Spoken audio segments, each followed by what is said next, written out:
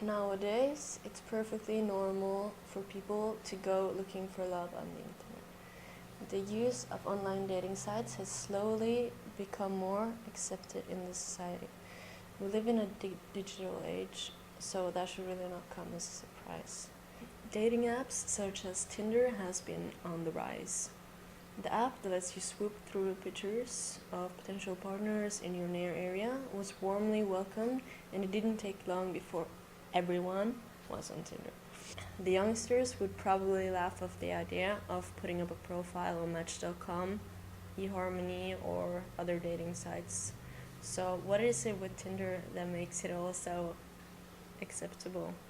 First of all, everyone's using it, but why is it better than a dating site? It's quick, so you don't have to agonize over a profile for hours. You can be up and running in about a minute. On most dating sites, anyone can message you, but with Tinder, only someone you've liked can make contact.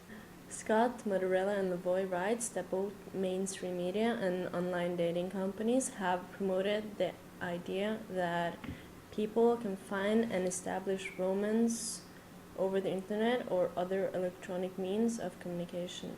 The public certainly seems hopeful, with online dating accounting for more revenue than any other types of online sale.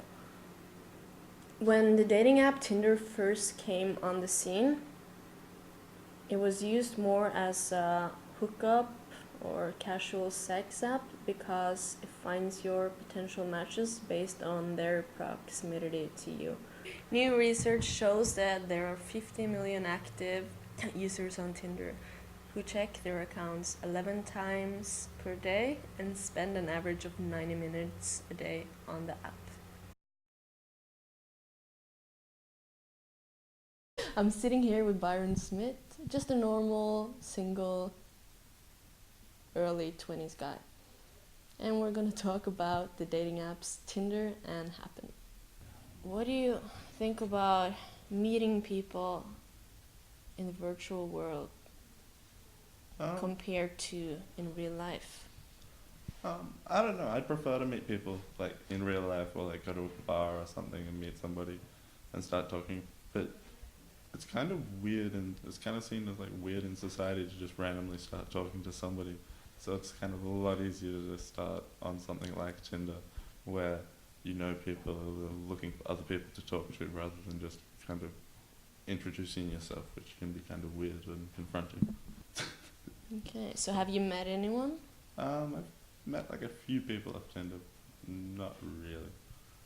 The people just don't tend to be the same as they are on Tinder. They act differently, like completely differently in real life to the way they message you and things on Tinder. Okay, so what are the pros of dating apps? You kind of get to see somebody before saying hi or actually seeing them. It's easy to find other people, and you know everyone's single. Okay, so what are the cons?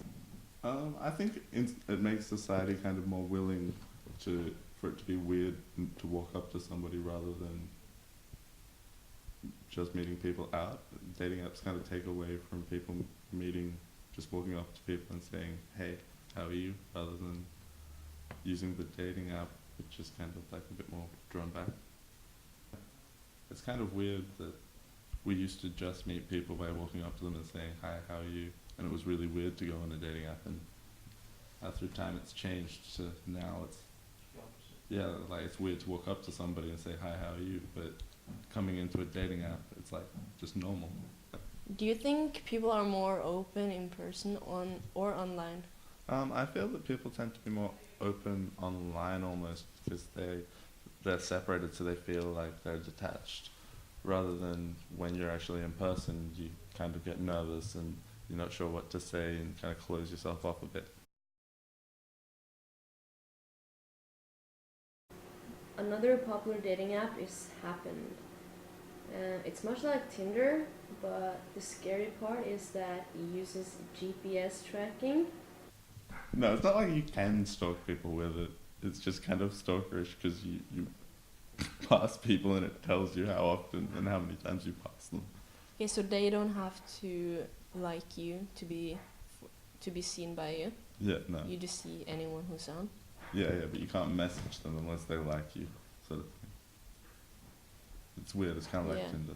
Okay, so you can contact them in the online world because they have to like you before, but they you could walk up to them after seeing the photo. Yeah. Yeah. I don't know. Like people seem to they're more likely to send you a naked photo or something than actually show you the naked body. Like with sexting and things. Do you normally send naked photos? No, not really. No, but it has happened.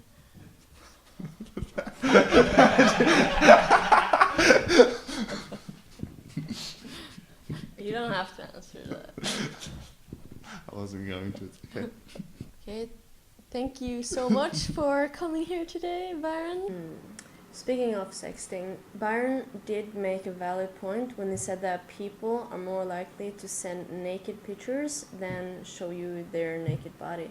Because, as Lee, Crofts, and McGovern writes in the article Sex Amongst Young People, a significant number of young people engage in consensual sexting, even though only a small number do so frequently. They also write that internationally, only a small number of surveys has attempted to understand the dynamics of sexting amongst young people. And apart from teenagers, Rholetter writes that the practice of sexting has crept into popular culture through the exploits of celebrities and politicians. And that is something you can read more about in the media.